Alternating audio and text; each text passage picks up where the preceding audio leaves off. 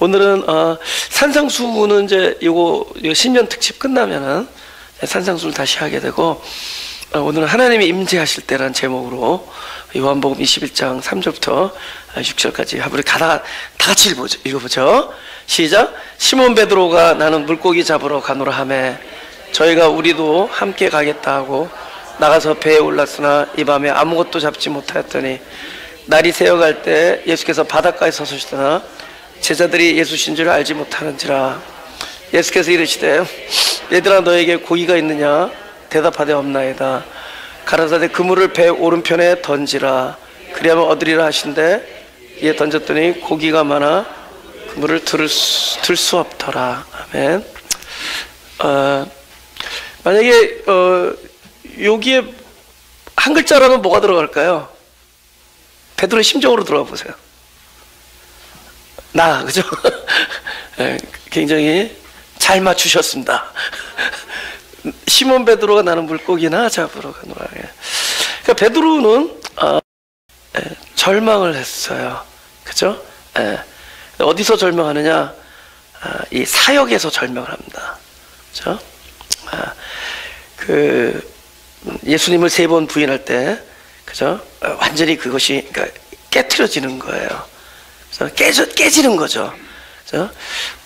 베드로가 여태까지 살아왔던 모든 이유가 있을 거 아니에요. 그게 깨지는 거예요. 우리도 그렇잖아요. 다 각자의 간증이 있는데 그 간증의 이유가 그냥 다 부서지는 거예요. 아주 처참한 거죠. 이런 거를 성경에서는 죽음이라고 그래요. 죽음. 그러니까 죽음을 그렇게 이렇게 예를 드는 겁니다. 죽음의 모습이 그런 것들이에요.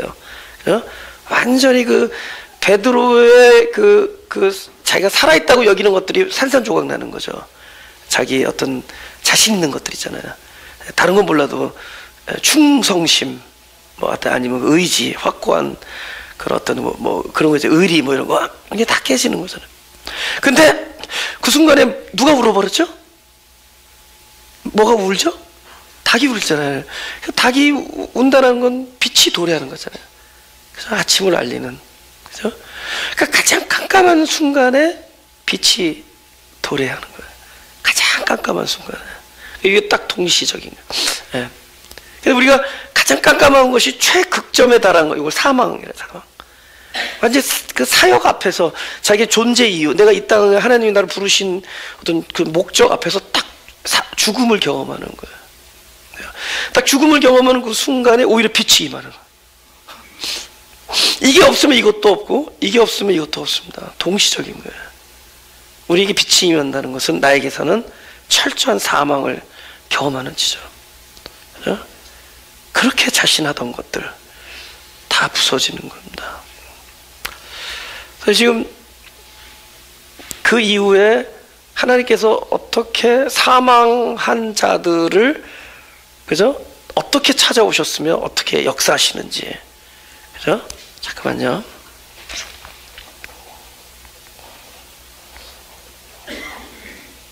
그거를 여기서 보여주는 겁니다. 그죠? 그럼 여기서는 어디서 또 부서지죠? 그냥 먹고 사는 문제에서도 부서져요. 아무것도, 전엔 잡았거든요. 그죠? 그것도 막혀버려요. 그러니까 완벽하게 경험하게 하는 거죠. 죽음을. 사역에서도 절망했지만 먹고 사는 문제에서도 절망해야 됩니다. 옛날엔 잡았을 거예요. 이번에는 하나님께서 개입하시는 거예요.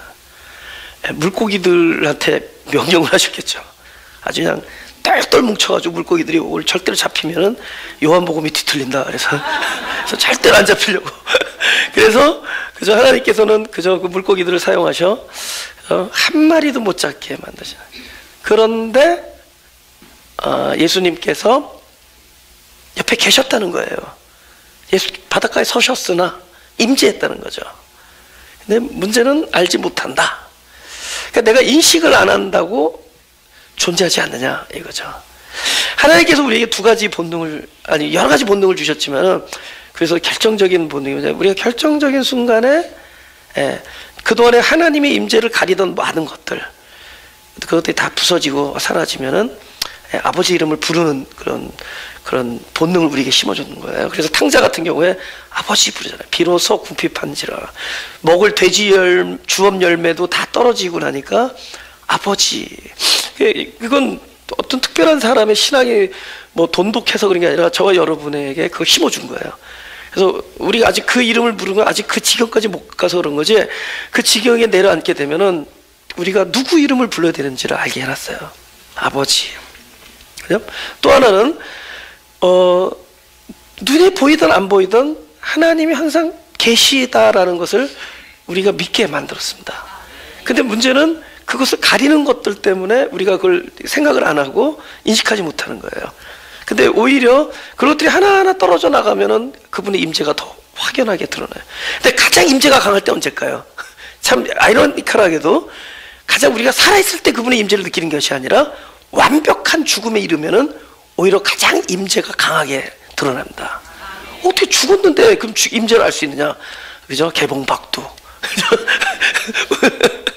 그래서 오늘 이제 그 말씀을 드리려고 합니다. 아무튼 중요한 것은 어디 있는지를 알고 옆에 계셨다는 거예요. 그죠? 우리 인생살이에 있어서 어디 계십니까? 하는데 안 보이지만 계셨다는 거죠. 그러니까 이걸 통해서 우리는 그걸 보는 거죠. 실제 이 성경을 우리가 그 입장에 들어가면은 이분은 여기는 전혀 예수님이 쓴 거는 전혀 이 삶 속에 비중이 없어요. 안 보이니까. 그죠? 모르니까. 그럼 이 사람 뭐만 있죠? 그죠? 물고기도 안 잡히고 가는 곳마다 낭패고. 그래서 하나님은 어디 계신가? 그분이 나에게 주셨던 사람을 낚는 어부가 되라는 그 약속은 어디 가셨는가? 뭐 이런 식의 절망만 있을 뿐이죠. 캄캄하지만 실제로 하나님께서는 계셨다 그렇게 하는 거죠. 예. 보이지 않죠. 보이면은 증거가 되는데 보이지 않죠. 믿음이 증거죠. 믿음은 보이지 않는 것들의 증거예요. 중간에 싹 빼봐. 믿음이 증거죠. 안 보여요. 그렇지만 믿음 자체가 증거다. 그래서 지금 이런 경험을 하는 겁니다. 저와 여러분들이 실제로 어디 계셨는지 우리 한 해 동안 앞으로도 마찬가지예요. 그분은 안 보이는 거죠. 그죠? 있어야 될 것 같은데 안 보여요. 분명히 일로 가면 계셨었어. 그죠? 적어도 When I was young 내가 젊었을 때는 계셨었어요. 어렸을 때는 계셨었어요. 근데 앞으로 가도 이제는 안 계셔요. 욥의 경험을 한번 보자고요. 욥이 가장 하나님이 있어야 될 그 시점이에요. 자식들 다 죽고 모든 가축이니 모든 재산 다 나가고 몸에 진짜 막 피부병이 들고 막 그저 가장 비참한 순간에 하나님을 부르짖는데 하나님이 안 보이는 거예요. 내가 앞으로 가도 그가 아니 계시고, 그가 아니 계시고는 자기의 관찰입니다. 하나님은 항상 계세요. 뒤로 가도 보이지 아니하며, 이거는 정확한 표현이에요. 그 왼편에서 일하시나 내가 만날 수 없고 점점 가까워집니다. 그 오른편으로 돌이키시나 배울 수 없구나. 그죠? 여러분, 만약에 앞에 가서 하나님 만났으면 뒤를 돌아볼까요? 안 보이죠. 우리 절대로 뒤를 안 돌아봅니다. 그러면 이 사람의 신앙은 뭐죠? 하나님의 임재는 바로 앞에만 있는 거야. 그죠? 근데 하나님의 임재가 앞을 가는데 없어. 안 보여요. 안 보이기 때문에 뒤를 도는 거죠. 아마 이 사람이 앞에서 갈 때마다 하나님을 만났다면 이 사람은 항상 앞에서만 계시는 하나님을 경험합니다. 근데 어느 날 하나님이 종적을 감춰버려요. 숨 쉬는 소리를 딱 그저 안 들리게 해요. 안 계신 것처럼 대답을 안 하세요. 나의 질문에, 나의 안타까운 부르짖음에 아무런 반응을 안 하신다. 아버지 부르짖는데 아무 숨소리도 안 들려요. 그죠? 그래서 뒤를 돌아보게 돼요. 우리 인생은 앞에서 없어서 뒤를 돌아봐요. 이제는 하나님을 찾는 범위가 확장되죠. 하나님이 거기도 계실까? 근데 욥은 뒤를 봐도 없어요. 그는 옆을 안 봤을 겁니다. 뒤에 계셨으면.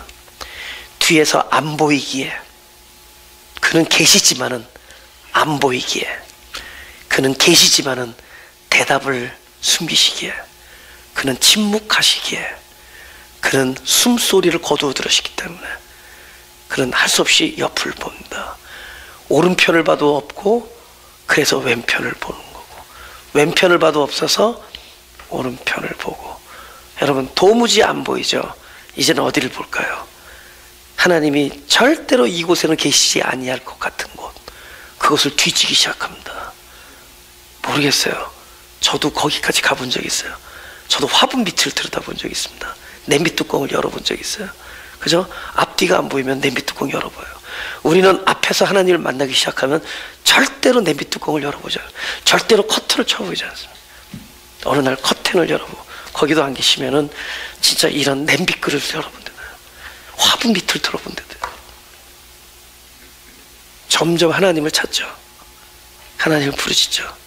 그분은 대답을 안 하세요. 이제 어디 있을까요? 하나님의 임재가 저기 있는 사람이 있어요. 십자가에 있는 사람. 어떤 사람은 저걸 굉장히 중시해요. 그죠? 제가 10년 전에 십자가를 내린 적이 있었어요. 근데 어떤 분 시험 들어서 교회를 나왔어요. 왜 십자가를 내리냐고. 나는 그때 그 얘기 했거든요. 이제 우리 마음에 새기자. 근데 나는 또 말하면 또 행동을 옮겨서 그냥 뛰어버렸거든요. 그분도 행동을 옮기시더라고요. 그래서 다시 달았어, 또. 그래서 저 가벼운 걸로 달았어. 근데 어떤 분은 10초기만 계신 분 있어요. 거기에서만 기도해야 돼.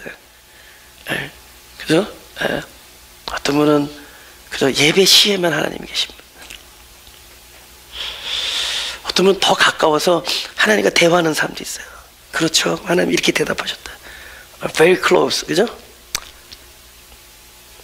더 가까우면 어디 올까요? 아무리 불러도 대답을 안 해. 그죠? 이리저리 열어봐도 보이지가 않아요. Where are you? 어디에 있을까요? 하나님은 나의 기다림과 나의 소망과 나의 갈망과 나의 부르짖음 속에 임재하고 계십니다. 그분은 어느덧 내 마음 한구석에 찾아 들어오셨어요. 불러도 대답을 안 하니까 하나님, 우리는 눈을 떠도 하나님, 눈을 감아도 하나님. 그죠? 앞으로 가도 보이지 않고 뒤로 가도 안 계시고 오른편에도 안 보이고, 이제는 막 카텐을 쳐봐도 안 보이고, 우리는 그래도 끊임없이 주님의 이름을 부르지 않으면 안 되는 시점.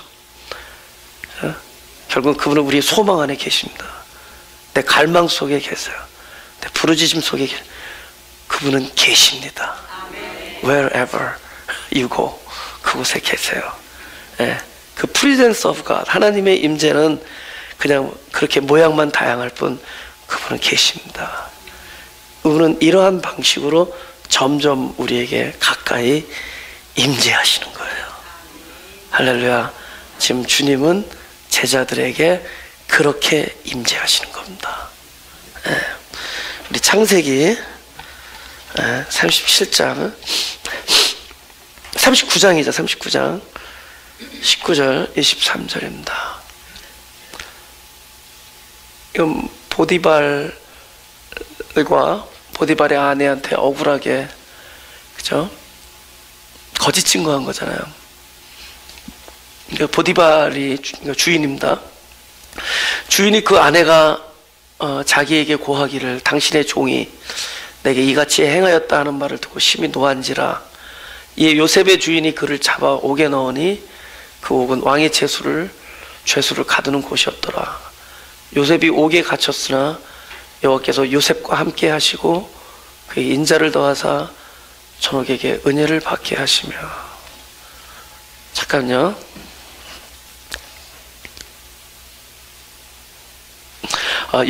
요셉과 함께 하시고 라고 쓰죠. 그 다음에 22절 23절도 전옥이 옥중 죄수를 다 요셉 손에 맡기면 그 재반 사람을 요셉이 처리하고 전옥은 그의 손에 맡긴 것은 무엇인지 돌아보지 아니하였으니. 여기 읽어보자. 다 시작. 이는 여호와께서 요셉과 함께 하심이라. 여호와께서 그의 범사에 형통케 하셨더라. 이거는 요셉이 쓴 게 아니잖아요. 요셉이 자기 일기장을 썼다면 저렇게 썼을까요? 생각해보세요. 그죠? 그죠? 요셉의 마음에 무엇이 꽉 차 있을까요? 이거는 하나님이 쓴 겁니다. 나의 일기장과 하나님이 나의 삶을 쓴 건 달라요. 만약에 나도 저 상황이 같으면 이렇게 할 거예요. 내 일기장 날마다 눈물로 적셔져 있을 겁니다. 예. 아버지가 보고 싶습니다. 그럴 거예요. 아마 요셉은 아버지 되게 보고, 아버지가 오늘도 보고 싶다. 그러나 아버지를 볼 수가 없다. 아, 동생 베냐민이 보고 싶다. 베냐민을 볼 수가 없구나. 형들이 나한테 왜 그랬을까? 왜 보디발은 왜 아내의 말을 믿었을까? 왜 보디발의 아내는 나한테 그렇게 행하였을까? 왜 그렇게 거짓말로 남편한테 나를 거짓 증거했을까? 나는 왜 여기 있느냐?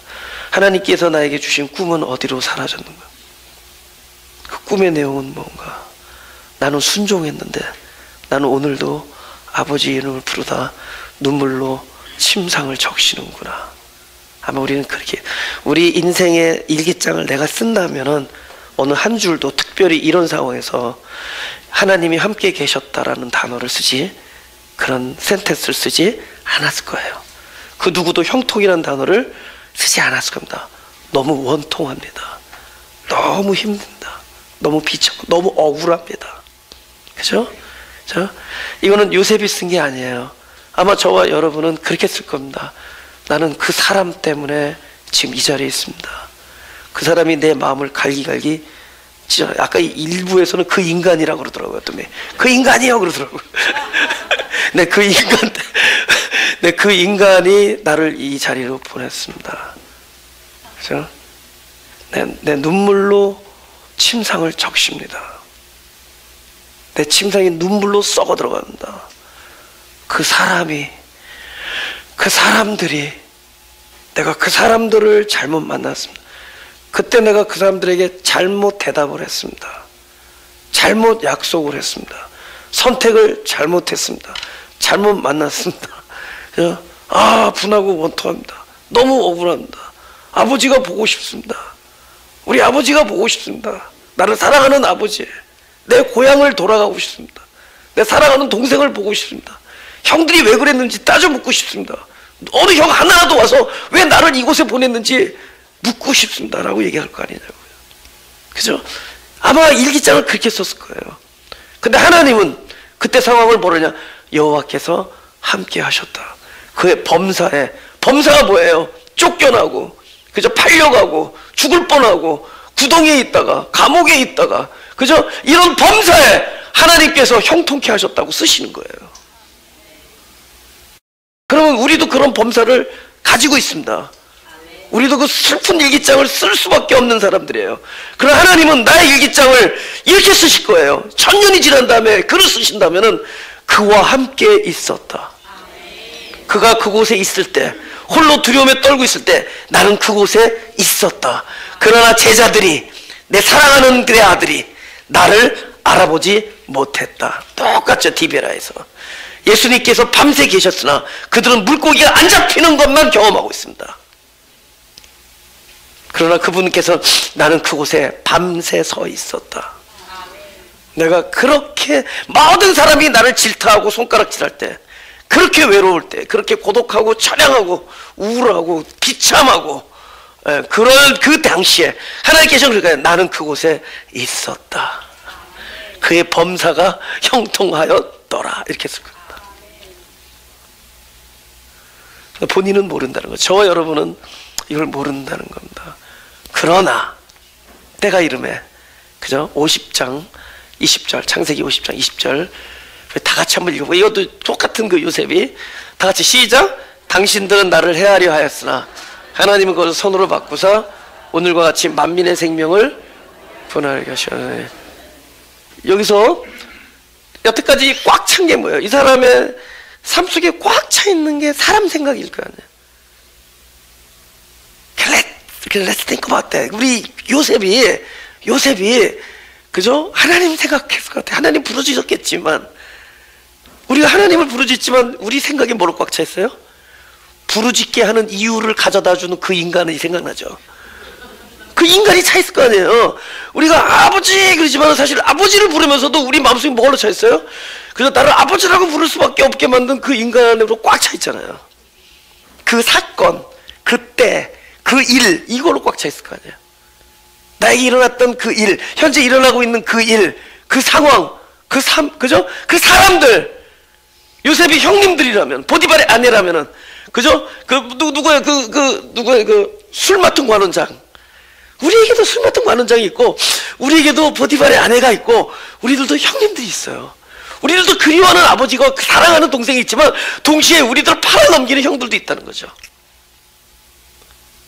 전부 그들이 당신들이에요. 그들의 의도로 꽉 차 있는 거거든. 우리들의 생각은 무엇을 묵상하느냐? 그들의 의도가 무엇인가? 그들이 왜 빗나갔는가? 그 사람이 왜 나를 미워하는가? 그 사람이 나를 왜 곤경에 빠뜨리는가? 왜 나는 갈등하는가? 그때 나는 왜 그렇게 결정했는가? 그 사람이 왜 그렇게 나를 그쪽으로 인도했는가?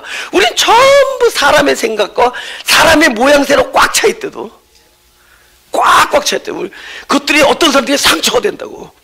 상처, 여기저기 상처. 우리 이거 도려내야 돼요. 제가 오늘 제목을 그 사람 도려내기 하려다가 바꿨어요. 진짜 그 사람 도려내기 하다가 너무 첫 해부터 잔인한 것 같아서. 도려낼 수 있냐고. 내가 내 살을 깎을 수 있냐고. 근데 여기저기에 그걸로 꽉 차 있대도, 우리들의 마인드 안에, 우리들의 마음 안에, 우리들의 생각과 기억과 그 모든 것 안에 그 사람들로 차 있대도. 근데 때가 온다는 거죠. 때가 돼서, 그죠? 나는 이걸 개벽이라 그래. 하늘이 열렸다. 천지가 열려요. 그죠? 우리 영혼이 완전히 확 뚜껑이 열려진 거예요. 그죠? 하늘과 땅이 열린다는 거죠. 천지 개벽하는 열리는 날. 그죠? 하나님께서 우리에게 열어주는 순간이 옵니다. 그러면은 모든 초점이 우리 안에 관심 있던 것들이 사람의 생각에서 어디로 넘어가냐면 하나님의 섭리로 넘어가요. 딱 right there, right there. 여기 당신들은 나를 헤아려 했으나 하나님. 뭘 발견하느냐? 이 모든 것 안에서 하나님의 뜻만 성취된 걸 보게 되는 날이 와요. 할렐루야. 지금 이유를 알 수 없는 모든 것들, 우리 가슴을 저미는 게 있잖아요. 여러분 카운트다운 했잖아요. 그죠? 그죠? 15초, 14, 13, 12 이거 막 넘어가면서 뭐 달라집니까? 그 마음은 그대로 넘어가죠. 그죠? 완전 애누리 없이 그대로 2월 되죠. 2년인가? 2년? 그죠? 이게 넘어가죠. 그대로 따라오죠. 우리들의 그 상처는 끊임없이 지금 30년, 40년, 50년, 10년, 그리고 아주 근래 것 2개월짜리도 계속 남아 들어가죠. 계속 넘어옵니다. 아무것도 달라지는 게 없어요. 도려낼 수가 없습니다. 근데 언제 도려내느냐? 이 모든 일에서 중요한 것은 하나님의 뜻, 하나님의 섭리, 하나님의 계획만 성취됐다는 걸 보는 순간. 그럼 뭐죠? 그렇게 중요했었어. 그 사람들이 생각, 그 사람들이 나를 어떻게 말하고, 어떻게 나를 대하고, 어떤 식의 작당들을 하고, 뭐 이런 것들이 나한테 그게 중요했으니까 꽉 차 있을 거 아니에요. 그게 아무것도 아니라는 것. 그 어떤 사람이 별로 중요하지 않다라는 것. 이 사람 때문에 구덩이 간 것도 아니고, 이 사람 때문에 감옥 간 것도 아니고, 그냥 그 순간에 있었던 사람들이에요. 중요한 것은 하나님의 계획이었다. 그 순간순간에 하나님의 임재가 부족한 적이 없었다는 것. 그것을 보는 순간, 이것이 별로 중요하지 않다는 것을 알게 되는 순간, 상처는 마치 이렇게 말라붙은 이게 상처, 이거 딱지 같은 거, 딱지가 탁 털어지게 되잖아요. 몸이 피부가 건강해지면 떨어져 나가잖아요. 아무것도. 그죠? 그렇게 중요했던 것들이 중요하지 않군. 언제 보느냐? 실로 중요한 것은 하나님의 뜻과 하나님의 섭리였다는 것, 하나님의 계획만 성취됐다는 것. 그것을 보는 순간에 이것들이 아무것도 아니라는 것을 알게 되죠. 그 사람 도려내기 성공하셨습니다. 그죠? 여러분이 절대로 저는 여러분에게 칼을 들고 여러분의 마음 안에 있는 그 사람을 도려내라고 얘기할 수가 없습니다.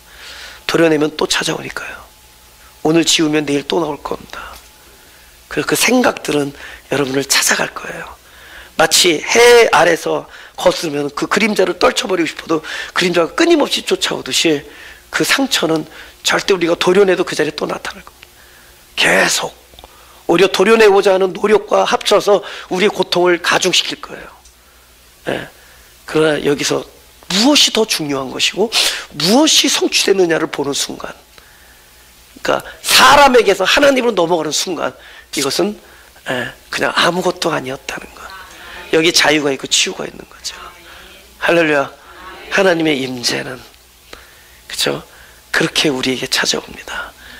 어느 순간에, 그 어느 순간에 하나님으로 전환되는 순간에, 하나님의 의도, 하나님의 섭리로 넘어가는 순간에, 옛날에 그 일들의 사람으로 찾던 그 장소들이, 사람으로 찾던 그 모든 메모리들, 그 노랫소리, 무슨 어떤 지나가다가 어떤 바람이 스치는 그 소리에도 어떤 내 마음을 저미는 것들을 꽉 차잖아요. 그런 것들이 전부 그 자리에 하나님으로 대체돼. 그분의 임재로 꽉 채워집니다. 그분이 계셨던 거예요. 그분이 계셨다. 하나님은 그렇게 쓰시고, 내가 있었다. 그리고 너희들의 마음을 그렇게 휘어잡던 그 모든 사람들은 아무것도 아니었다 라고 말씀하신 겁니다. 우리 5절 6절을 보죠.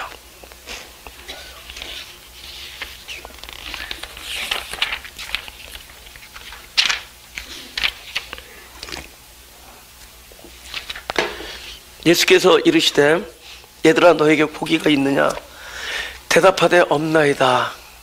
왜 없죠? 밤새 못 잡았죠. 참 희한해요, 그죠? 잘하는 걸 못하게 해. 못하는 걸 못하는 게 아니라 잘하는 걸 못하게 한데도 자신 있는 거를. 여러분, 못하는 거 못하면 사람 안 깨져요, 심령이. 가장 자신 있는 거가 안 될 때 사람이 부서지고 깨집니다.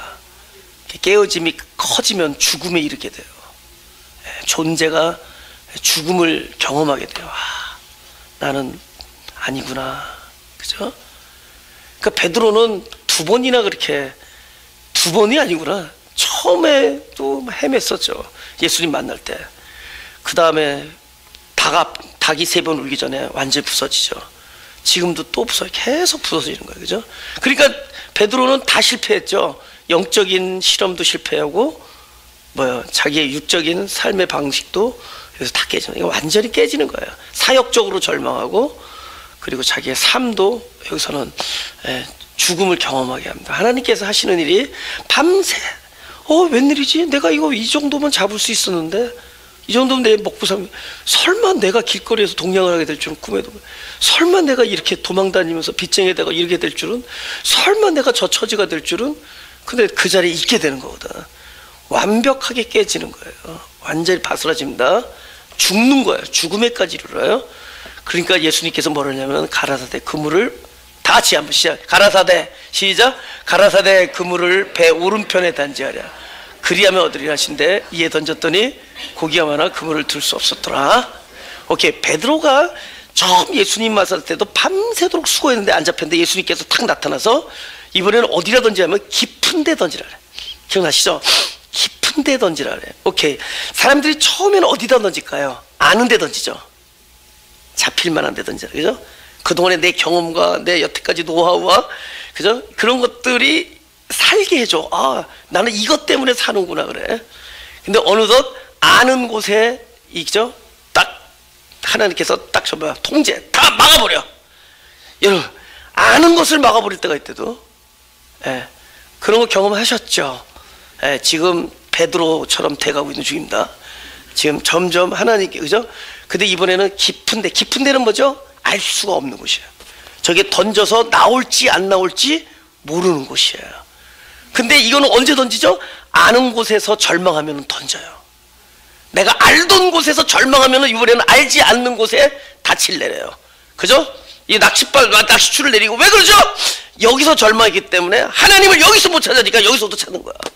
그제서야 깊은 데를 찾아요. 근데 깊은 데서도 절망해. 다 깨졌어. 그죠? 이번에는 오른편이야. 그럼 오른편은 뭐였을까요? 아는 것은 뭐죠? 반드시 여기 있을 거라고 믿었죠. 오른편은 뭘까요? 여태까지 얘기를 통할 때 아는 곳은 물고기가 잡힐 곳이라고 생각한 곳이죠. 오른편은 뭘까요? 모르는 것은 이미 깊은 곳이었는데, 모르는 것보다 더 센 거. 여기는 물고기가 안 잡힌다고 여기던 거. 아시겠어요? 점점 발전하죠. 예? 처음에는 아는 곳 던져. 그 다음에는 알 수 없는 곳을 던져. 나중에 어디까지 던져요? 저기를 아니라고 여기는 곳에 던져. 요 라인. 전혀 아니라고 하는 곳에 던질 수 있었던 요 라인. 이거를 사람들은 신앙이라고 그러는데, no. 저는 이거 신앙이라고 하지 않아요. 이거는 죽은 자들 안에서 일어나는 역사예요. 여기서 죽어버리는 거야. 여기까지 가기, 여기서 다 죽어버리는 거야. 이거는 자기가 던진 게 아니라도요. 이거는 무슨 죽은 자들 안에서만 일어나는 힘이에요. 뭘까요? 죽은 자에 뭐가 임했죠? 말씀이 임했죠. 오른편에 던져라. 이거 말씀이에요. 38년 된 병자에게 일어나 걸으라. 이거 뭐예요? 죽은 자에게 말씀이 임한 거예요. 그는 뭐에 대해 죽었죠? 다른 건 몰라도 일어나는 거에 대해서는 죽었어. 나는 다른 건 합니다. 동양도 할 수 있고 말을 하지만 일어나는 것은 못합니다. 근데 일어나라 그래. 왜 말씀은 거꾸로 하냐는 거야. 말씀은 도저히 내가 할 수 없는 것 아니라고 여기는 곳에 대한 말씀이 나와. 죽은 자에게 말씀이 임하니까 그건 자기가 일어나는 게 아니라도 말씀이 살아나는 거야. 할렐루야. 말씀은 아닌 곳에서 살아납니다. 내가 할 수 있는 곳에서 살아나지 않아요. 내가 죽은 곳에서 살아나. 그죠? 예. 우리 창세기 22장을 한번 보죠. 그 일 후에 하나님이 아브라함을 시험하시러 그를 부르시되 아브라함아 하시니 그가 가로되 내가 여기 있나이다. 여호와께서 가라사대 네 아들 네 사랑하는 독자 이삭을 데리고 모리아 땅으로 가서 내가 네게 지시하는 한 산 거기서 그를 번제로 드리라. 여기서 죽어버립니다. 아브라함은 이 말씀에서 죽어버려요. 여러분, 아브라함 다른 건 다 할 수 있을 거예요. 아마 자결하면 자결도 할 수 있을 거예요. 근데 뭘 못하겠지? 이 세상에 제일 할 수 없는 거? 그 자식을 어떻게 죽여요? 백세 난 자식을 어떻게 죽이냐고. 아브라함은 이 말씀에 여기서 뭐 며칠이 흐르고 이건 중요한 게 아니에요. 벌써 여기서 죽는 거예요. 이때부터는 아브라함이 사는 게 아니라도 아브라함이 모리아 산에다가 아들을 올려놓을 수 있었던 것은 아브라함의 믿음이 좋아서 아브라함이 결단을 해서가 아니라 아브라함은 죽은 거예요. 만약에 살아있는 아브라함이라면 그 아브라함을 존경하지 않겠습니다. 그죠? 그건 이미 다 죽은 겁니다. 제일 할 수 없는 것. 어쩌면 우리는요, 제일 할 수 없는 그런 일들을 부딪힐 겁니다. 근데 그곳에서 놀라운 일이 일어나요. 우리의 죽음과 말씀의 살아남이 일어납니다. 그때부터 말씀이, 그래서 나중에 이런 말씀하세요. 22장 12절 14절에 이런 말씀하세요. 하나님께서, 제가 한번 성경을 읽어볼게요. 사자가 가라사대 그 아이에게 네 손을 대지 말라. 아무 일도 그에게 하지 말라. 내가 네 아들 네 독자라도 내게 아끼지 아니하였으니 내가 이제야 내가 하나님을 경외하는 줄을 아노라. 아브라함이 눈을 들어 살펴본즉 한 수양이 뒤에 있는데 뿔이 수풀에 걸렸는지라. 아브라함이 가서 그 수양을 가져다가 아들을 대신하여 번제로 드렸더라. 아브라함이 그 땅 이름을 여호와 이레라 하였으므로 오늘까지 사람들이 이길 여호와의 산에서 준비되리라 하리라. 오케이. 언약으로 오는데 언약은 깨트리면서 와요. 언약은 어린애에게 얘기를 할 때, 그죠? 먼저 우리 아기 너는 아주 훌륭하다 이렇게 시작하잖아. 맴매라는 단어부터 시작합니다. 이거 하지 마. 그래서 그죠? 예. 그래서 사랑하는 자에게 먼저 뭔가를 부수는 일부터 시작해요. 이상하지 않아요? 예? 뭐 이거 하지 마. 이건 사랑하기 때문에 하는 얘기거든요. 근데 먼저 부수는 일부터 맴매. 그죠? 부숴놓고 살려요. 근데 부서지지 않으면 살지가 않으니까. 여러분, 하늘나라의 것을 누릴 수 있는 자가 돼야지 하늘나라의 것을 누리지. 그러니까 존재를 깨트려야 된대도 돼지에게 진주를 주면 무슨 소용이 있겠어요? 진주가 아름다운 것을 알 수 있는 자가 돼야지 진주가 보아인 것처럼. 그러니까 먼저 이 존재를 깨트리는 거예요. 그 존재로는 안 되니까. 언약이 그렇게 오는 겁니다. 먼저 이것을 먹으면 죽는다 이렇게 시작되는 거예요. 그죠? 이거 먹으면 죽는다. 맴매하는 것부터. 그리고 사실 죽여놓는 거예요. 죽여놓고 살리는 거예요. 그러니까 이제 이게 살아난 게 옛 존재가 아니거든. 그 하늘을 누릴 수 있는, 영생을 누릴 수 있는 존재. 지금 그 일을 하는 겁니다. 지금 하나님께서 언약을 주셨어요. 아들을 준다 그러는 거죠. 엄청난 것도. 근데 그러니까 엄청난 아들, 요 아들이 보여야 된대도. 요 아들이 있으면 엄청난 아들이 보이잖아요. 그죠? 요걸 죽이라 그래요. 없애라 그래요. 여러분, 우리 인생살이 있어서 완벽하게 딱 다른 건 몰라도 하나님의 약속이 이루어지는 눈에 보이는 증거들, 그것을 눈앞에서 다 걷어갈 때가 있습니다. 완벽한 모리아산 앞에 그죠? 다 걷어가요. 그럼 뭐만 남죠? 말만 남아. 증거도 없어지고. 근데 나중에 그럼 증거를 주십시오. 내 말이 증거다. 믿음은 증거니. 믿음 자체가 증거예요. 증거를 없애는 거죠. 그죠? 근데 이거 어떻게 없애느냐? 네 모리아 땅으로 가서 그 산에서 번제로 드려요. 쪼개고 태우라는 거죠. 오케이. 무슨 일이 일어날까요? 이 말씀이 일하는 곳에서 어떤 일이 일어날까요? 이 말씀을 받은 누가 죽죠? 아들 죽기 전에 애비가 죽죠. 아들을 모리아 산에 데리고 가서 번제단에 올리기 전에 누가 죽죠? 아브라함이 죽죠. 여러분, 아브라함이 믿음이 있어서 올린 것이 아니고 믿음이 있어서 칼을 든 게 아니라 아브라함은 죽었습니다. 아브라함은 이 말이에요. 여러분, 말씀은 산자에게 임하는 게 아니라도 죽은 자들에게 임하는 거예요. 말씀은 생명이잖아요. 누구한테 임하느냐? 38년 동안 아무것도 할 수 없었던 자예요. 이 사람은 이건 할 수 있어요. 동양 주십시오. 이건 할 수 있죠. 말은 할 수 있어요. 얘기는 할 수 있어요. 근데 이 사람이 할 수 없어요. 일어나 걷는 것만 못했어요. 근데 말씀이 뭐가 오죠? 일어나 걸어라 이래요. 완벽한 죽음이죠. 다른 건 몰라도 그죠? 동양은 할 수 있죠. 국어는 할 수 있죠. 말은 할 수 있고 볼 수는 있죠. 그러나 이 사람이 할 수 없는 것 하나죠. 일어나 걷는 거죠. 말씀은 죽이고 죽은 자들에게 임하는 겁니다. 와서 죽이는 거예요. 아무것도 다른 건 다 해도, 아브라함은 다른 건 다 해도 아들을 죽일 수는 없었죠. 그 말씀이 아브라함을 죽이는 겁니다. 그저 38년 동안 누워있는 자에게 일어나 걸으라는 말씀이 그를 죽이는 겁니다. 완벽하게 죽는 거예요. 그럼 누가 일어날까요? 말씀이, 우리는 말씀으로 사는 자가 아니라 말씀이 사는 자들입니다. 말씀이 일어나요. 그 말씀으로 그 사람이 죽고 말씀이 거기서 살아납니다. 말씀이 일어난 거예요. 아브라함은 말씀이 칼을 든 겁니다. 아브라함 안에서 하나님이 살아나신 겁니다. 절대로 아브라함은 죽는 거예요. 죽은 자들에게 아들의 음성이 들릴 때가 오나니 곧 이때라. 지금 이때 그 소리가 들리면은 그건 우리가 죽은 자로서 들리는 겁니다. 오늘날 우리들의 문제는 뭐냐? 죽음이 없기 때문에 죽은 자들을 보고 살아나라, 생명 노릇하라는, 생명만이 생명 노릇할 수 있어요. 그래서 죽음을 경험케 하는 거죠. 그들이 오른편에 던질 수 있는 것은 끊임없이 죽는 겁니다. 깊은 데서도 죽고, 아는 데서도 죽고, 깊은 데서도 죽고, 내가 주님을 사랑한다라는 내 자신감과 내 마음에서도 죽고, 결국 닭이 확실하게 너의 죽음을 알려줬죠.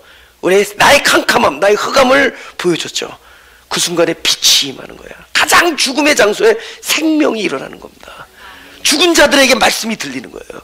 말씀이 죽이고 죽은 자들에게 말씀이 들리는 겁니다. 그리고 말씀이 살아나는 거예요. 할렐루야. 그래서 네가 내 독자라도 아끼지 않는다. 실제로 누가 독자를, 칼을 든 자가 독자를 아끼지 않아요. 칼을 든 자는 아브라함이 아니에요. 아브라함 안에서 다시 태어나신 하나님의 생명입니다. 그 자가 독자를 아끼지 않았어요. 네가 독자를 아끼지 아니한 것을 이제 알았다. 이제 언제예요? 이제 알게 된 것은 아브라함입니다. 하나님이 이제 알게 된 게 아니에요. 아브라함 안에서 칼을 들게 하신 이는 죽은 아브라함 안에서 새 생명으로 태어나신 하나님의 언약이고 하나님의 말씀이고 그리스도의 생명이요 바로 하나님이신 거예요. 오늘 우리에게는 많은 일들이 일어나지만 그 많은 일들 나를 죽음을 경험하게 할 거예요. 근데 그곳에서 하나님께서 최고의 임재를 이루실 겁니다. 하나님이 임재하실 거예요.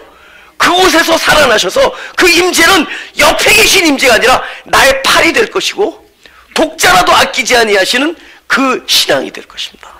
번제단에 올려놓는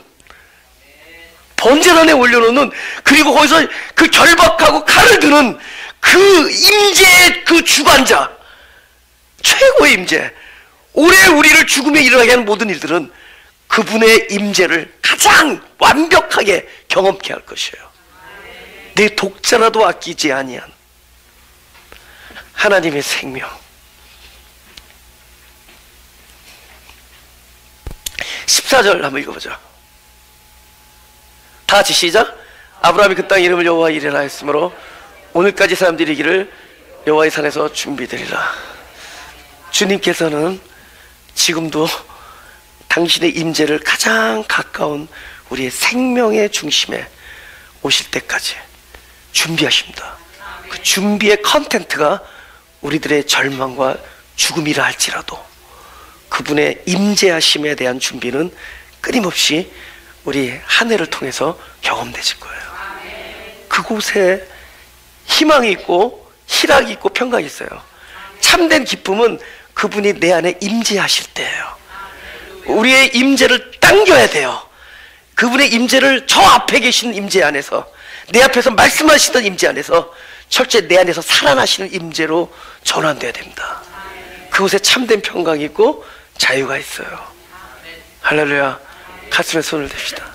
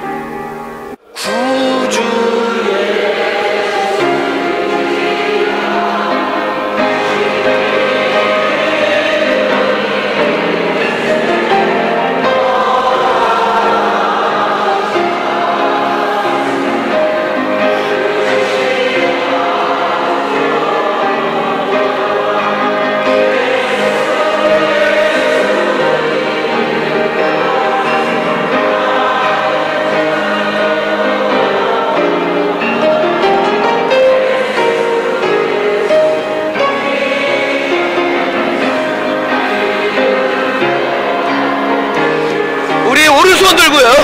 구주 예수 의지